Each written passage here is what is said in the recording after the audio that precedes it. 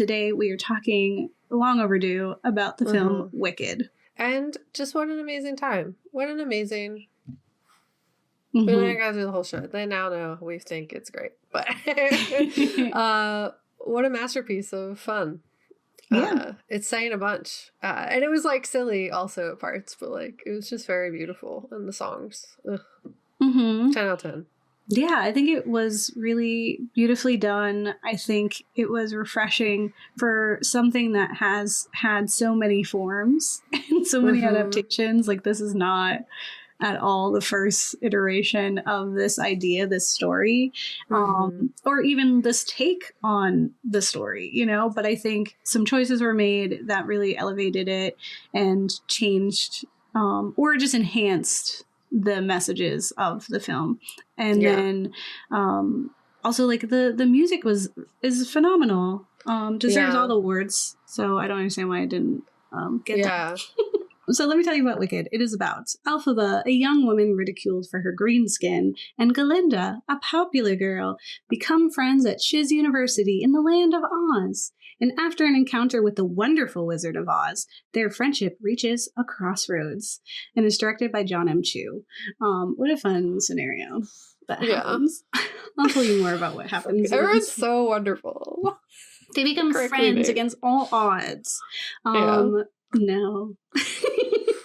So Wicked is a fantasy musical film that explores the nature of good and evil, the cost of power and ambition, and the power of propaganda. And the film is adapted from the Broadway musical, which is based on the novel Wicked by Gregory Maguire, which was inspired by the film and novel The Wizard of Oz. Yeah. So, Elphaba, fun fact, her name is because of LF bomb. Yeah. Elphaba. Yeah. So that's fun. But the film begins at the end of the story, during the jubilant aftermath of Dorothy's arrival in Oz, with citizens celebrating the death of the Wicked Witch of the West. Showed up, she dumped a house on a defenseless evil witch, and then proceeded to kill her evil witch sister. And we didn't ask any questions. Yeah. So, yeah, she could come here and murder people. Glinda, the good witch, arrives in her bubble, and when questioned about her connection to this wicked witch, begins to recount their complex history. And so then we get this flashback where we meet Elphaba, we learn how she was born. Like, are you born with wickedness, or is it thrust upon you, Glinda? Yeah. Asks the crowd. And they all say, she was great, and of course she was evil. The lady from the voice box said that she was green and wicked, so we listened. That did make sense to me. I'm not going to ask any questions. Yeah. So we meet Elphaba as she arrives at the prestigious Shiz University with her sister Nessa Rose, the one to have a house on her. Elphaba has spent her life caring for Nessa Rose while enduring ridicule and prejudice due to her green skin. And at Shiz, Elphaba immediately clashes with this privileged, popularity-obsessed Glinda. Galinda at the time. Yep. And after seeing the power Elphaba naturally possesses, she's got magic. Madame Morrible decides to take her under her wings in hopes of carving her out into a magical pupil who can later support the Great Wizard. Like, you could be a vizier. Yes. A wonderful woman to exploit. Yes. We must pluck her from obscurity. And she doesn't know any better. She'll take whatever she can get, you know? Yep. And Elphaba is then forced to share a room with the positively big Glinda, and the two worlds collide as they slowly learn to accept each other's eccentricities. One is odd, and the other one is blonde.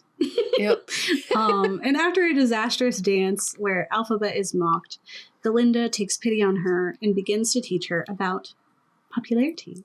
Popular. Yes. During Dr. Dillamond, who is a talking goat professor, in his class, Elphaba learns about the growing discrimination against talking animals in Oz. Just like animals, they talk there. Yeah. They're like people. These animals are being silenced and stripped of their positions. Later learns literally silenced, not just kept quiet. When he earned that doctorate. When Dr. Dillamond is forcibly removed from the university, Elphaba's outrage draws the attention of Madame Morrible, who recognizes her magical potential and arranges for her to meet the Wizard of Oz in Emerald City. And Glinda, not wanting to be left behind, accompanies her. She is asked. She doesn't just assume she's going to go. They're asked. Yeah. Friends now. And it's not friends. Gay. Okay, they're not queer. There was roommates. Not a erased scene. They were roommates. Yeah. There's like deleted scenes of them just like bonding even more. And it's very it's really, you know, lovely and sapphic and caring, and we don't need that. We need to cut it for time. It was also very long, you know? Yeah. Elphaba and Glinda are dazzled by the spectacular metropolis of Emerald City, and upon meeting the wizard, Elphaba is initially thrilled to be recognized for her abilities rather than rejected for her appearance. He doesn't even seem to care. He loves the color green, in fact. He is a father figure, and he is fatherly to all of his constituents, and he loves green. Yeah. Stop asking questions. He didn't have a very similar voice to the man who sang in one of the first few songs of the musical. He doesn't have a very distinct voice at all. He doesn't have a brooding kink. What? Oh my god, he does. The wizard asks Elphaba to demonstrate her powers by using an ancient spell book called the Grimoire to make his monkey servants fly. And the Grimoire is super important because he came and he was, you know, he was chanting from the Grimoire. He's the only person who could read it, even though he's literally just saying Omaha, because that's where he's from.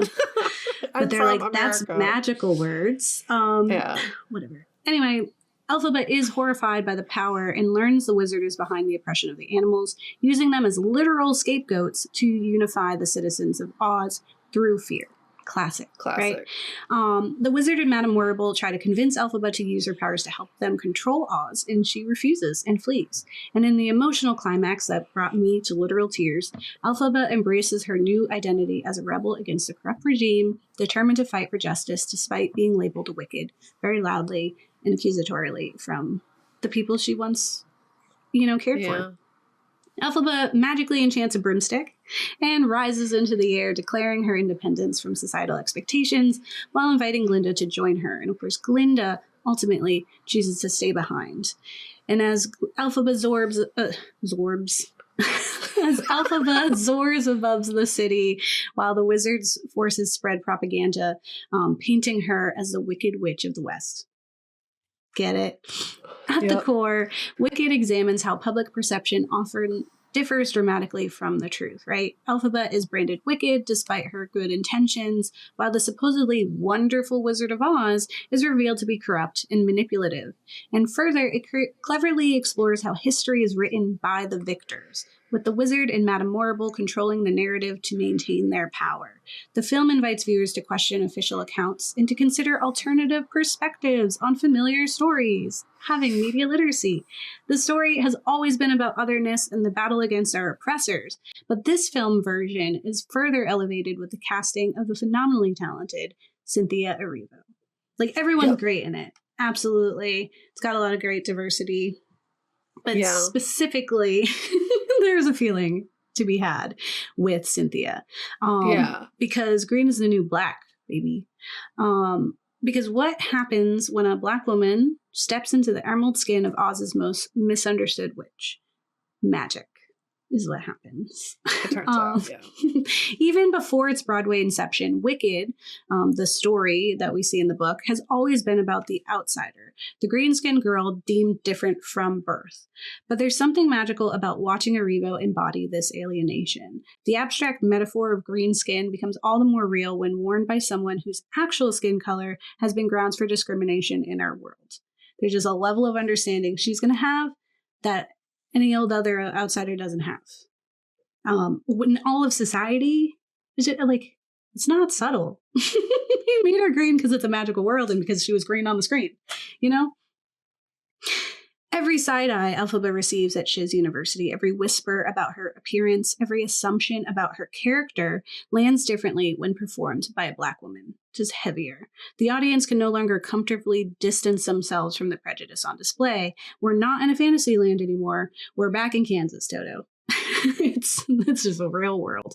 And the showstopper Defying Gravity, it's one of the favorite songs of all people, has been interpreted as a feminist anthem about refusing to be limited by others' expectations. But when Erivo belts, everyone deserves the chance to fly. it takes on a new meaning. It becomes a rallying cry about representation, about who gets to occupy center stage, and about whose stories deserve to be told, and by whom. Yeah. Who's telling whose story? And we should be questioning where those stories are coming from and who it serves to be told the way that it is. The film also explores tokenism, when Elphaba's magical talents are immediately commodified by Madame Morrible. And when Morrible discovers Elphaba's powers, she doesn't see a young woman with dreams and agency. She sees a useful tool for advancement. She also sees someone who is susceptible to praise and will take anything, right? Yeah. Will take any type of care and understanding, or to be told she's special. It's just easy to prey on her. And this dynamic painfully mirrors how institutions often treat exceptional Black women as tokens whose value lies in what they can produce rather than in their humanity. I think, we especially have talked about it on this show, but I think just society should know there's a lot of work and energy and weight that is on the shoulders of Black women, especially in this country. And they do not get enough credit for what they do, and they need a break. Yeah. Period. Deserve a break. The most powerful message that seems to hit exceptionally close to home at this time, and at the time of the film's premiere, was how Elphaba was just systematically villainized when she refused to comply with unjust systems. The wizard's propaganda machine transforms her into the Wicked Witch, not because she's evil, but because her resistance threatens power structures. Yeah. Because she didn't want to play the game. And this is what happens to those who make good trouble. We're seeing that right now, right?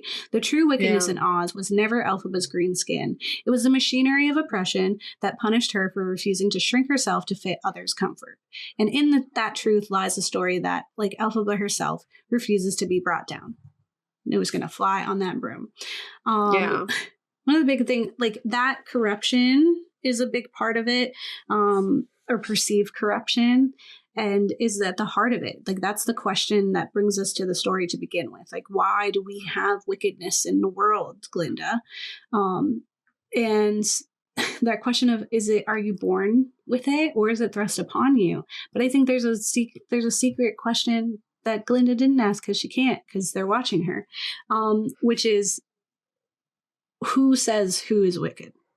Who gets to decide who's the wicked? Right? I feel that really strongly right now with like the hands-off protests that happened, where it was very specifically white protesters, and there was a point for that. Like, it was like, Black people staying home, right? And for those protests to have gone off without a hitch, no police in sight, no spinning of narratives, saying, this is the way, like, people are like, this is the way you're supposed to protest. Like, tell me what's different. Because I could tell you what's different about these versus the Black Lives Matter protests. And so that to me is this, seeing this, like, who gets to say who's wicked? Yeah. And in that, No One Mourns the Wicked is our opening song, establishing that no one cares. If anything, everyone's happy that someone as wicked and awful as Elphaba, who dared to fight against this machine, is gone, right? It's the power that those in power have to not only erase, but subvert your being, right? Your goodness and like your personhood, to make it so that people don't empathize with you. Yeah, they villainize you. So in a world where we constantly debate fake news, surveillance overreach, media literacy, and the ethics of activism, Wicked confronts these themes, giving us a clear and universal villain. And spoiler alert, it is not the Wicked Witch of the West. Nope. She's not the one doing it. Kat's going to be talking about this more in their section, but it is an important aspect to why Elphaba becomes this anti-hero. With her intimate knowledge of being othered, she can see the red flags and hear the sirens long before the privileged youth of Shiz can. Dr. Dillerman doesn't just appear from Shiz University because of budget cuts, right? His removal represents the systemic exclusion of an entire group, these talking animals, from positions of influence and respect, demonstrating the gradual normalization of discrimination. Which, like, she can peep. She's been living it her whole life, and everybody else is like, I don't see what the big deal is. Oh, it's a little inconvenience, right? Like, and she's like, first the animals lose their positions, then they lose their ability to speak, right? Actively silenced and reduced to creatures, like to an other being, which is something here in America we're very familiar with. Othering people and like labeling them aliens instead of people is so easy to then, in your brain, for fellow Americans to then equate them with they deserve less. Yeah. Or they're not us. It's an us versus them. So all while average citizens of Oz barely notice or comfort themselves with the thought that surely there must be a good reason for it all, Elphaba is like, hold up. Yeah. When you think your government wouldn't, they would, and they probably already have. Yeah, they would, they have, and they'll do it worse. Yeah. This is mirroring the real-world patterns of convincing the public who the enemy is and allowing people to reason away harm and oppression, like the welfare queen rhetoric, right? Like they just spin in narratives left and right. If you replace animals with any number of real-world minorities, the allegory reveals its teeth. Like, it's not subtle. I know, like, it is like a fun, fantastical film of music and talking animals and people that are green. But like, just please think about it for a second. Just please think about it. I don't understand people who can't think about it. What's happening? Why is your experience of life so different? Anyway, Elphaba's quick fall from grace from the lauded and talented people to public enemy number one reminds me of environmental activist Greta Thunberg, because in her youth, Thunberg was celebrated for being so bright and reasonably angry at the condition of our planet. It was like, oh, she's so cute because she cares about what's happening to the future, and because she was so young, caring about it, and she was so vocal, and they're like, oh, look at this cute little activist. However, when she grew up and she started making the connections from the environmental crisis to the oppression of vulnerable peoples and the dangers of unchecked capitalism, she stopped being reported on. They stopped putting her up on this pedestal of like this cute little girl. She disappeared, essentially. She's no longer the star child of the movement, but now a villain like her fellow activists. It happens often, like eco activists become eco terrorists really quickly. Anytime people are brought to the point where they have to make that good trouble, well, look what you did. The public will turn on them and there's got to be them the right way. You got to do it the right way. Okay, you can't, strap yourself to a tank, or set yourself on fire, or sit in a diner, or not sit on a bus. So many ways that people have done these things, and it's not enough. It's the problem. And so Elphaba's journey reminds us how quickly power structures can reframe moral righteousness as dangerous radicalism when it threatens their control, when it's no longer one of their tools and puppets. When it starts working outside of their favor. That's like a villain. TikTok. It's a wicked. Ooh, you're telling people what's happening in Palestine? Done. You're done. You're also not giving us any money. So the wizard's performative power and leadership, one without substance, also feels all too real in the midst of the most unqualified administration in America's history. Not a single person in that administration has any experience or any right to be where they are. And it's messing it all up. And they've been like firing the qualified people to replace with white unqualified people, and it's like maybe that's why DEI, right? We had those things actually, because that was the problem or something. It's like you're proving that exists by doing what you're doing. Gonna be. The wizard maintains power not through competence or moral authority, but through carefully managed appearances and emotional manipulation. Like people just like a reality worship TV show him. Star. Yes. And they worship him, and that's the problem. Because ultimately, he is no wonderful Wizard of Oz. He's instead a sad, powerless man pulling levers behind a curtain who is upset because a powerful young woman of color has come in and told him what he's doing is wrong. And then he's like, you can't read this book. You have no power. Yeah. You have no power. Okay? Can we all say that together? That they have no power. Any power that they have is made up. It's made up. It's perceived. Everything is made up. So if you're going to take any lesson from the ghouls, it's all made up. We can make up new things. We can imagine and then implement new systems, new things, that new are power. Like, not inherently harmful and bad for people. We can make it real. So the wizard, certainly appears as the kind of man people would love to have a beer with. Remember that? Yeah. People always say that about the president. George Bush. I think only men would want to do that. Yeah, because it's dangerous. You do not want to drink. Safe. You don't want to drink next to him. But they wouldn't be allowed anyway. Yeah. But we've seen just how useless such appeal is when confronted with their actual abilities to work. Like, sure, you can have a beer with a person, but can they run checks and balances? Can they not run a tariff plan through GPT and then take many governments' stock markets? No, it's fine. Yeah. Further, gotta get them. Further, the film shows us the different paths for combating these destructive and harmful powers that be. It's because Glinda chooses to good cop it and attempts to change the system from the inside. She conforms to their needs and works within the existing system for her benefit to avoid discomfort, or the same weighty label as Elphaba's wickedness, which feels very cough, white woman shit cough. Yep. Don't want to be uncomfortable, that kind of thing. Which is like, it works for her, right? She's alive. She does a good job playing that role. Yeah. She does it, right? Great work, Ariana. While Elphaba refuses to conform and support a system that isn't broken at all, but instead works precisely as it was designed to. And in doing so, she becomes a new scapegoat for the powers. It's not even just the talking animals anymore. It's her. In this tension, whether to work within the flawed system or stand against them entirely, remains at the heart of every progressive movement. And should one accept the position at the table, or even if the feast is tainted, or refuse the invitation and work to tear down the house? I think you know what the ghouls decide, but it is a question to be had in the film.